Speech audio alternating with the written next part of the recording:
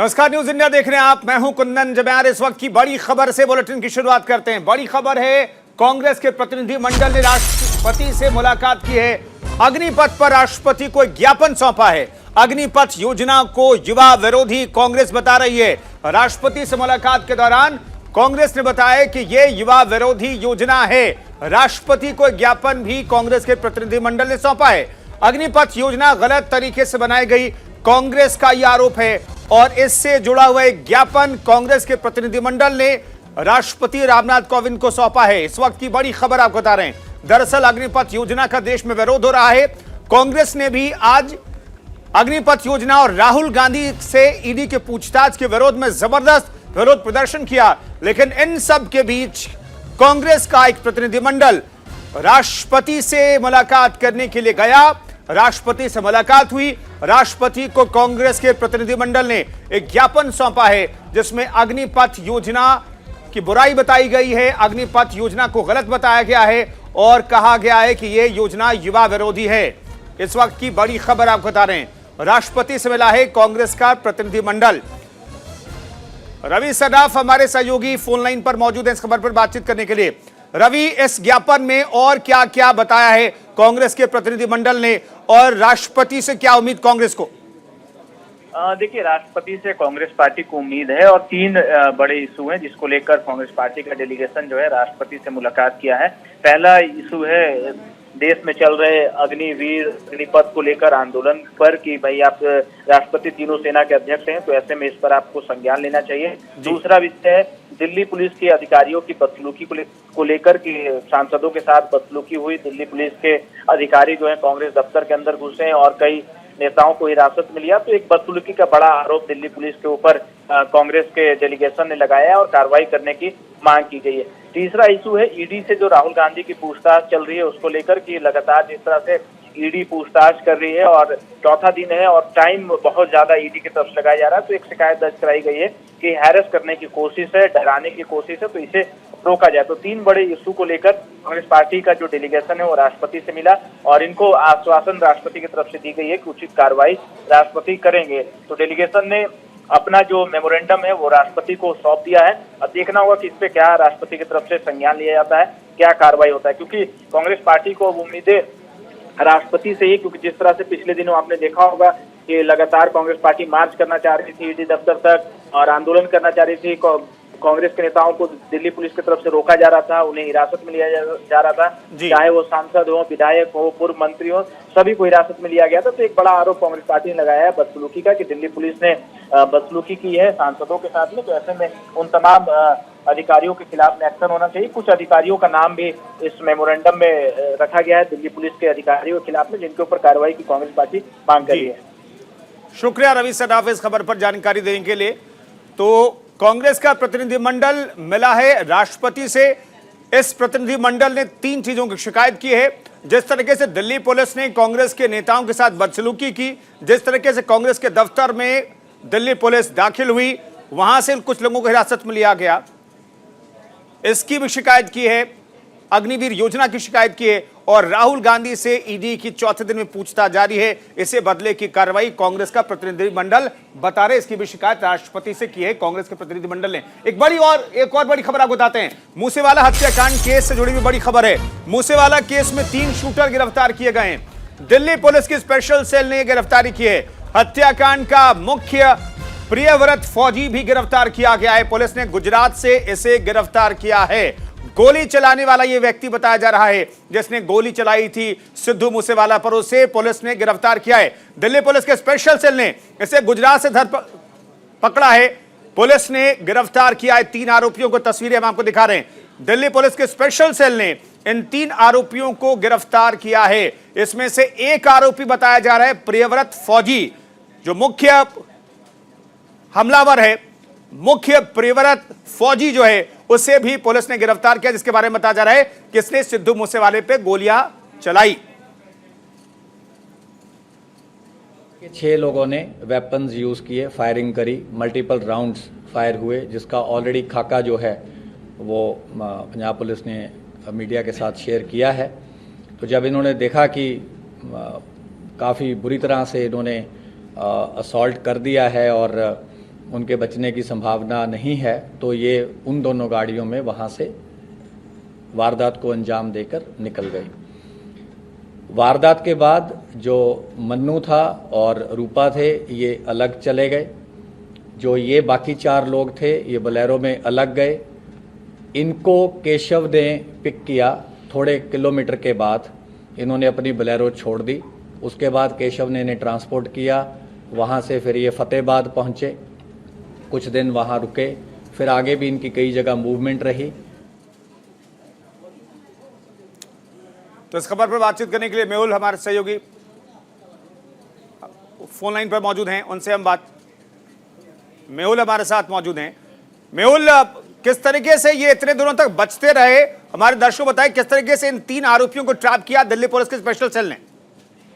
बिल्कुल, दिल्ली पुलिस का special cell परसों शाम से इस फिराक में था कि लॉरेंस बिश्नोई गैंग के 3 गुर्गे। जी मेहुल, चलिए 3 आरोपियों को हम आपको दिखा रहे हैं। तीनों को गुजरात से गिरफ्तार किया गया है। इसमें प्रियव्रत फौजी भी बताया जा रहा है, जिसने गोलियां चलाई थी सिद्धू मूसेवाला पर, वो भी इसमें शामिल है। मुख्य हमलावर इसे बताया जा रहा है। 3 आरोपियों को आप दिल्ली के स्पेशल सेल के गिरफ्त में देख पा रहे हैं। ये 3 वो आरोपी हैं जिन्होंने सिद्धू मूसेवाला पर गोलियां चलाई है। इन्हें गुजरात से गिरफ्तार किया गया है। हमले को अंजाम देने के बाद ये अलग अलग जगहों के लिए रवाना हो गए थे। पुलिस ने लगातार इनका पीछा किया और आखिरकार ये 3 आरोपी दिल्ली पुलिस ने गिरफ्तार किए हैं। हालांकि लगातार दिल्ली के स्पेशल सेल भी इस पूरे मामले में जांच पड़ताल में जुटी हुई है। पंजाब पुलिस लगातार इस मामले में जांच पड़ताल कर रही है।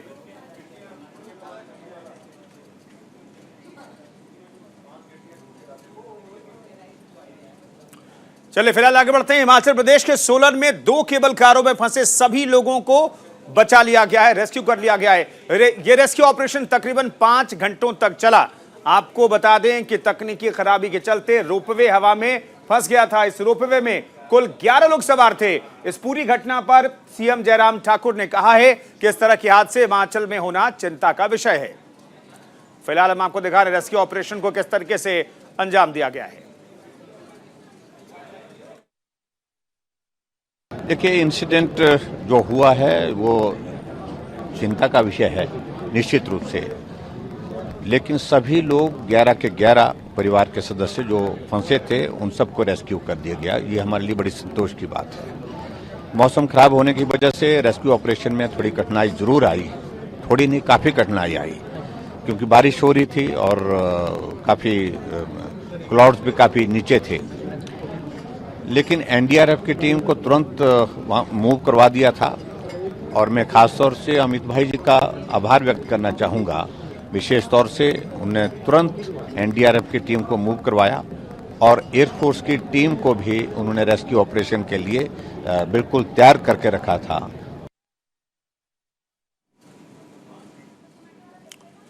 इधर देश में चल रहे अग्निपथ बवाल पर पीएम मोदी का बयान सामने आया है, जिसमें प्रधानमंत्री मोदी ने कहा है कि सुधार कुछ समय के लिए गलत लग सकते हैं, लेकिन आने वाले समय में ये सुधार फायदेमंद साबित होंगे और ये सुधार ही हमें नए लक्ष्य तक ले जा सकते हैं। आपको बता दें कि पीएम मोदी 2 दिवसीय दौरे पर बेंगलुरु में हैं, जहां उन्होंने ये बयान दिया है। भाई और बहनों, स्टार्टअप्स और इनोवेशन का रास्ता आराम का, सुविधा का नहीं है और बीते 8 सालों में देश को इस रास्ते पर तेजी से बढ़ने का रास्ता भी आसान नहीं था, सुविधा का नहीं था। कई फैसले, कई रिफॉर्म तात्कालिक रूप से अप्रिय लग सकते हैं, लेकिन समय के साथ उन रिफॉर्म्स का लाभ आज देश अनुभव करता है। रिफॉर्म का रास्ता ही हमें नए लक्ष्यों, नए संकल्पों की तरफ ले जाता है। हमने स्पेस और डिफेंस जैसे हर उस सेक्टर को युवाओं के लिए खोल दिया है जिनमें दशकों तक सिर्फ सरकार का एकाधिकार था।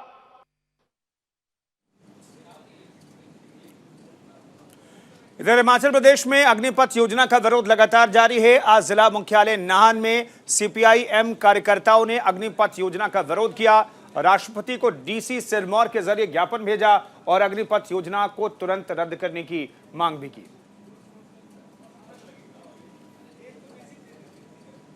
हिमाचल में अग्निपथ योजना का विरोध जारी है। नाहन में भी विरोध किया गया। सीपीआईएम ने राष्ट्रपति को एक ज्ञापन भेजा है डीसी के मार्फत। अग्निपथ स्कीम को तुरंत रद्द करने की मांग हिमाचल प्रदेश में भी उठ रही है।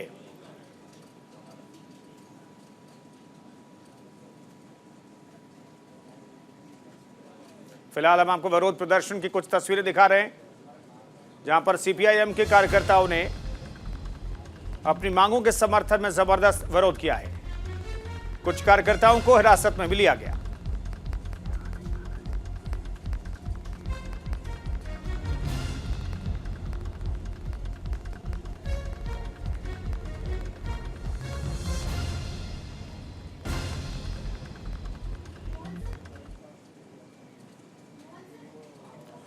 रामनगरी अयोध्या में पहली बार दीपोत्सव के तर्ज पर भव्य अंतर्राष्ट्रीय योग दिवस की भी मनाए जाने की तैयारी है और यहां पूरा आयोजन सरयू तट स्थित राम की पैड़ी पर किया जाएगा।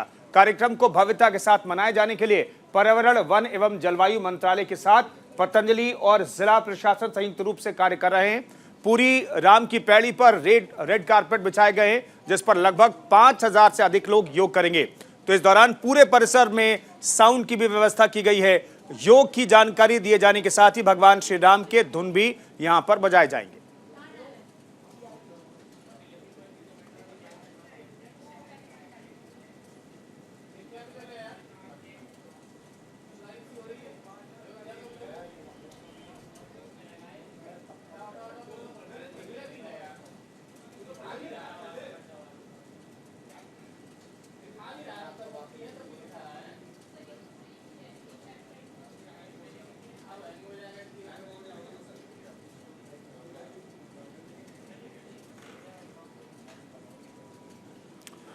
अग्निपथ योजना के विरोध में पूरे देश में भारत बंद का असर देखने को मिला है। वहीं नई दिल्ली रेलवे स्टेशन पर भी यात्रियों को काफी ज्यादा भीड़ देखी गई। यात्रियों की आपको बता दें कि भारत बंद की वजह से रेलवे की तरफ से करीब 500 से ज्यादा ट्रेनों को रद्द किया गया था, जिसे लेकर स्टेशन पर यात्रियों की भारी भीड़ देखी गई। हमारे संवाददाता नमित त्यागी की ये रिपोर्ट देखिए।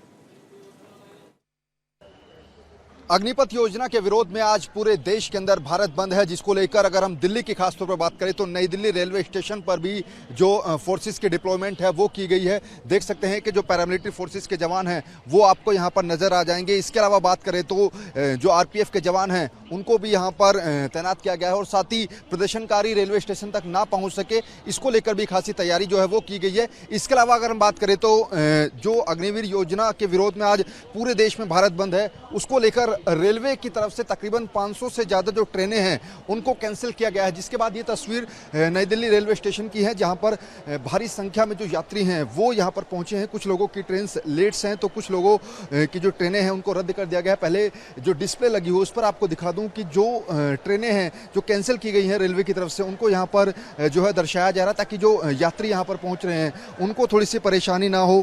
क्या आप लोगों की ट्रेनें लेट हैं? कितने बजे की ट्रेन थी? रद्द हो ट्रेन। रद्द हो गई ट्रेन। कहाँ जाना है आपको? पटना। आपकी भी ट्रेन रद्द हुई है? कितने बजे की? हमारी 9 बजे की। 9 बजे की। राइट टाइम पर है? नहीं, हम चेन्नई जाने वाली ट्रेन है। आप लोगों की? पटना जाना है। ट्रेन कितने बजे की? आप तो 8 बजे के बाद है ट्रेन बता रहा है। हाँ जी। पहले ट्रेन थी वो रद्द हो गई? सारा ट्रेन रद्द है।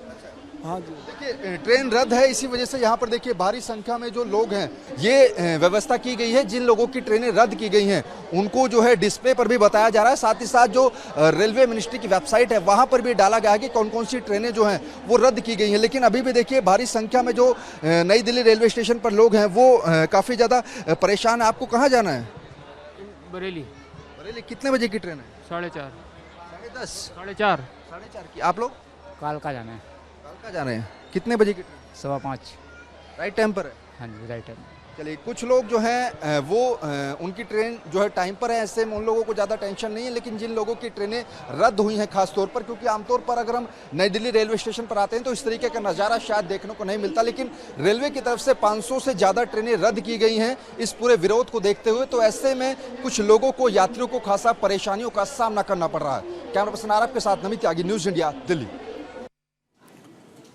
इधर देश भर में राहुल गांधी से ईडी के पूछताछ में विरोध प्रदर्शन हुए हैं। दिल्ली में भी इसे लेकर जंतर मंतर पर कांग्रेस का विरोध देखने को मिला है, जहां कांग्रेस के दिग्गज नेता सुबोध कांत सहाय ने पीएम मोदी को लेकर के विवादित बयान दे दिया। विवादित बयान के बाद न्यूज इंडिया पर सुबोध कांत ने कहा कि अपने बयान पर मैं कायम हूं। पूर्व केंद्रीय मंत्री सुबोध कांत सहाय जी इस वक्त हमारे साथ मौजूद हैं। सुबोध सर, आप आज जंतर मंतर पर थे, आपने जो बयान दिया, जो आपने फ्रेज पढ़े, क्या अभी भी आप उस पर स्टैंड करते हैं? बयान क्या है वो? क्या बयान है वो? क्या स्टैंड करना है? आप लोगों के नज़र में व्यक्ति महान हो सकता है, हमारे नज़र में व्यक्ति महान नहीं होता है, उसके कर्म महान होते हैं। हमने क्या कहा है ऐसा जो बयान पर स्टैंड करने की जरूरत है? हमने एक स्लोगन किया है, एक मुहावरा किया है, जो जीवन भर नरेंद्र मोदी भी ये नारा लगाते रहे होंगे।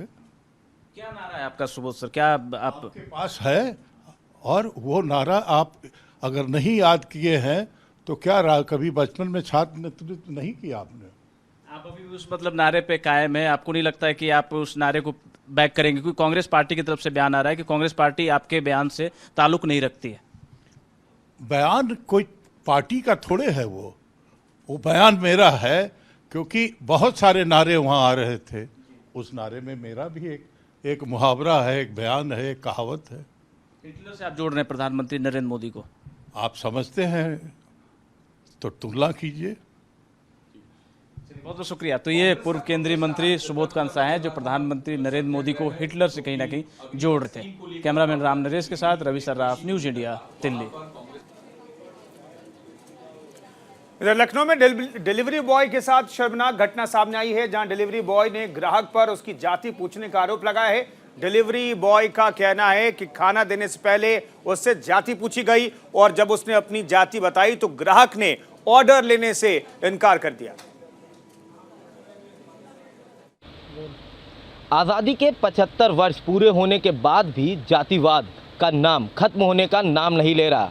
ताज़ा मामला लखनऊ के आशियाना क्षेत्र का है, जहां ज़ोमैटो में काम करने वाले डिलीवरी बॉय आशियाना स्थित सेक्टर एच में एक मकान पर डिलीवरी करने पहुंचा था। हालांकि जब वो डिलीवरी करने पहुंचा तो जो डिलीवरी ले रहे थे उन्होंने डिलीवरी बॉय से उसका नाम पूछा। जब उसने अपना नाम बताया तो जो लोग डिलीवरी ले रहे थे उनका कहना था कि तुम पिछड़ी जाति के हो, दलित हो, तो तुम्हारे हाथ से खाना नहीं ले सकते। जब डिलीवरी बॉय ने इसका विरोध किया तो लोगों ने, जो घर में मौजूद थे, उन लोगों ने डिलीवरी बॉय को जमकर पीटा। आनन फानन में जब डिलीवरी बॉय मौके से भागा, तुरंत उसने पूरे घटना की जानकारी स्थानीय पुलिस को दी। पुलिस मौके पर पहुंची। हालांकि डिलीवरी बॉय की जो बाइक थी वो भी लोगों ने वहीं पे अपने घर पे रोक ली थी। मौके पर पुलिस पहुंचती है। पुलिस ने डिलीवरी बॉय की गाड़ी दिलाई और पूरे मामले की जानकारी थाने पे दी। युवक थाने पे पहुंचा, उसने साफ तौर से आरोप लगाया कि जो लोग डिलीवरी लेने के लिए वहां खड़े थे उन्होंने उनको जाति सूचक गाली दी और मारपीट की उसके साथ, जिसके बाद आशियाना थाने में इस पूरे मामले पर मुकदमा दर्ज हो गया है। फिलहाल ये कोई ऐसा पहला मामला नहीं है जहां पर डिलीवरी बॉय के साथ मारपीट हुई। इससे पहले कई ऐसे मामले आए जहां पर डिलीवरी बॉय के साथ मारपीट हुई, उनको पैसा नहीं दिया गया। फिलहाल अब इस पूरे मामले पर पुलिस जाँच कर रही है। मुकदमा दर्ज हो गया है। मुख्य आरोपी समेत 12 अज्ञात लोगों के खिलाफ मुकदमा दर्ज हुआ है। संगीन धाराओं में मुकदमा दर्ज किया गया है। अब पुलिस पूरे मामले की जांच में जुटी हुई है। देखने वाली बात यह होगी कि कब आरोपियों की गिरफ्तारी होती है और पूरे मामले में क्या कुछ निकलकर सामने आता है। लखनऊ से न्यूज इंडिया के लिए अबू तलहा। इधर भारत बंद के बीच जालंधर पुलिस कमिश्नर गुरशरण सिंह संधू ने सुरक्षा व्यवस्था का जायजा लिया। इस दौरान उन्होंने कहा कि बंद को देखते हुए शहर के अलग अलग हिस्सों में सुरक्षा बढ़ाई गई है।